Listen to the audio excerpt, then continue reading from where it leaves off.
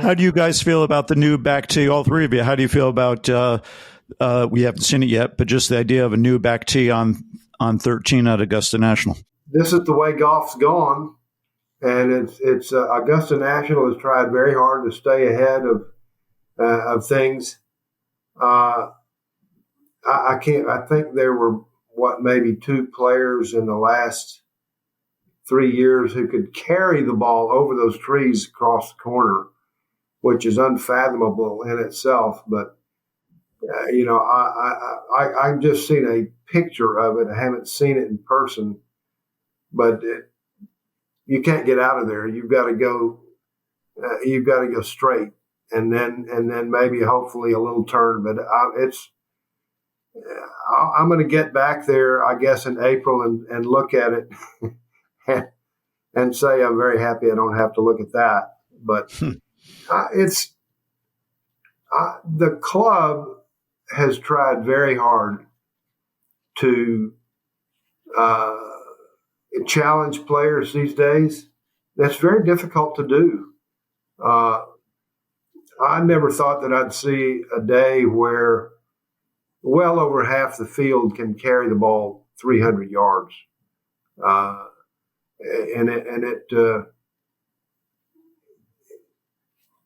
I know they've tried very hard to keep in the situation where your approach shots, people play the same clubs that they did a long time ago. I know, I'm not sure if that's possible these days, but especially if you have dry conditions, the ball is going to keep running. It will be interesting to see. But then again, Geoff knows you've got to get up and tackle those greens, get into the greens, and position yourself. It's very difficult.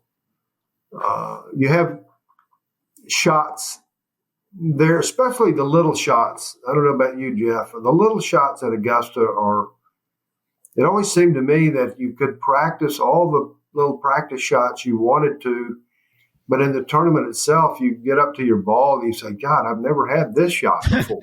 So you have to imagine it and have to feel it. It's a little bit like Royal Melbourne. You can practice there as long as you want, but you never seem to have the same shots. So imagination and touch. Ben, when you played your first Masters in 1972, what club would you have been hitting in a 13? Can you remember?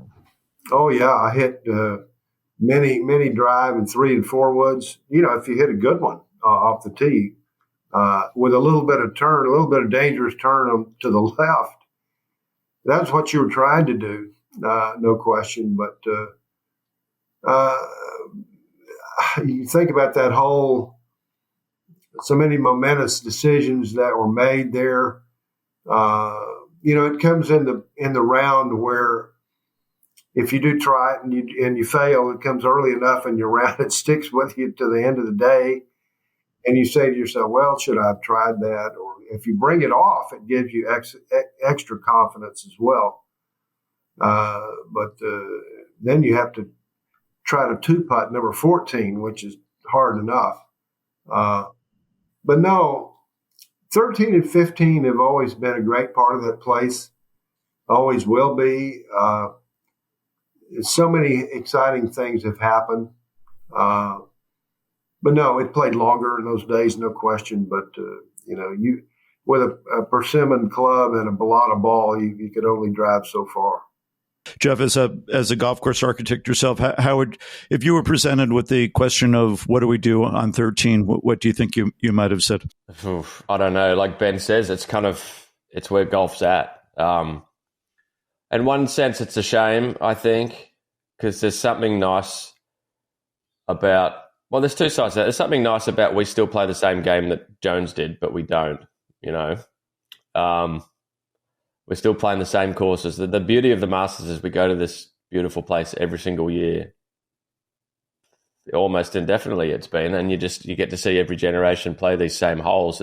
It's nice that we do that, and it's a little bit of a shame that we have to change it, but we do have to change it.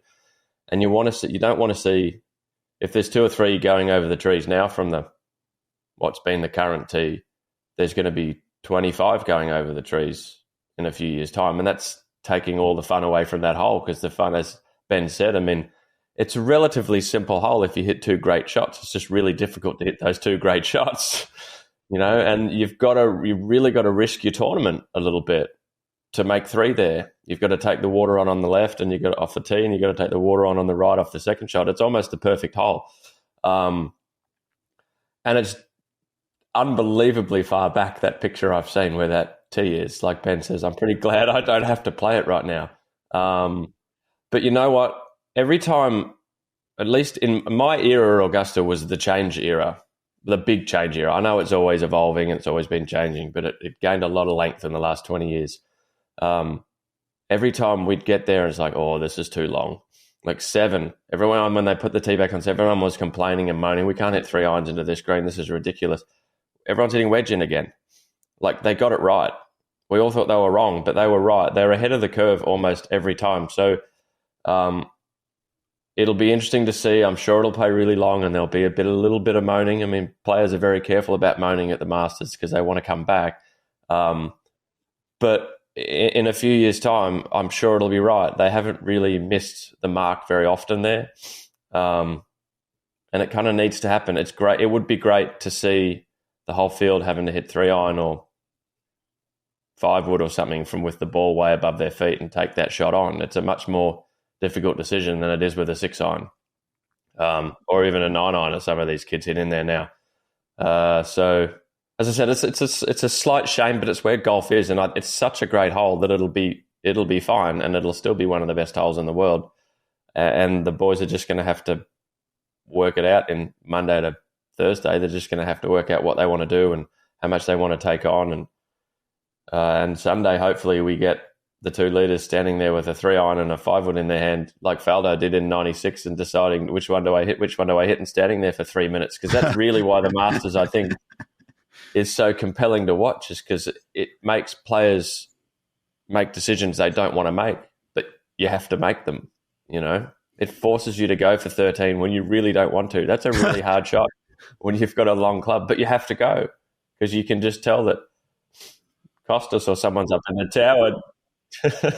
It goads you into taking a chance, and it's, the targets are wide enough and it's inviting, that shot is downhill and you have to figure that in. Well, the ball's going to travel a little further downhill. It's very difficult, of course, but, I knew things were changing a good while ago when the new 17th tee at St. Andrews was back overthrown and onto the new course. I said, wow, things are changing. So, it's holes like that. Like you say, Geoff, yes, change, but you had to. In the hands of these great players, I'm having the best time watching so many great players these days. It's the quality of golf. Yes, it's a power game. But it's wonderful to see the skills come out at different times with all these guys, all these young guys who are trying to climb the ladder. You can see where a lot of it sometimes is where people have come from. I always reckon that people from Australia and people from South Africa could really play the game because of where they grew up. It can handle breezy conditions, hot conditions, and very adaptable. So I enjoyed meeting different people from across the world and where they grew up and how they played. Alan, how about for you, as someone who's written a lot of memorable game stories from Augusta? What would you, if Fred Ridley called you and said, "What should we do on 13?" What would you tell him? I'm not expecting that phone call, but I would enjoy it. It's funny you mentioned that Faldo 3 iron, Geoff, because I've been lucky to witness a lot of amazing shots and pressure situations at the majors, and I was standing right there on that rope line when Faldo was standing out there in that fairway and framed by the trees and the beautiful afternoon light. And people always talk about the sound of a strike at impact, and it can be a little mythologized, but I can still hear that strike and the way that ball just rifled through the air.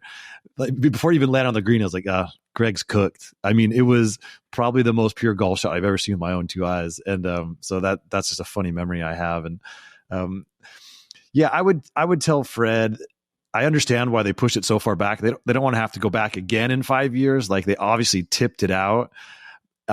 Hopefully they will bring the tee forward.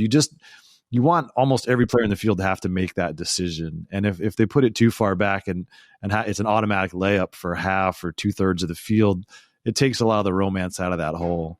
And so finding the right mix, testing the longest players, but also letting the Zach Johnsons or someone like that at least think about it. Zach's a bad example because he laid up every time. But, it would be, I think it'd be a shame if it becomes a thoughtless hole where so many guys just don't even, they know they're not going to go for it. So they hit a 3-wood or a 5-wood off the tee just to make sure they put it in the fairway. They hit another, they knock it up there with a 5-iron, and then it just becomes, basically a 100-yard par 3. Like, none of us want that. So, err on the side of keeping the drama and the excitement. But I think they know that instinctively.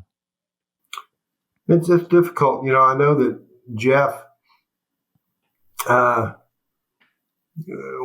when he thinks about building the course, you want to try to reach everybody that you can. You want to bring variety. We always tried to get a par 5 that you could reach and then one that you couldn't, just for variety's sake. Sometimes it doesn't always work out that way. The nature of the par 5s at Augusta are such that on certain days you can get there on all of them, although 8's a little difficult going uphill. But the temptation with the water on the back nine and the way it starts to climax it just doesn't happen that often in such a beautiful place. And it's I've always said the acoustics of playing that golf course in the tournament have a lot to do with it. There's no place that sound means quite a lot. You always know where you are. You always know who did what by the decibels of the yells. It just makes you excited. This doesn't happen that in the world of golf that often.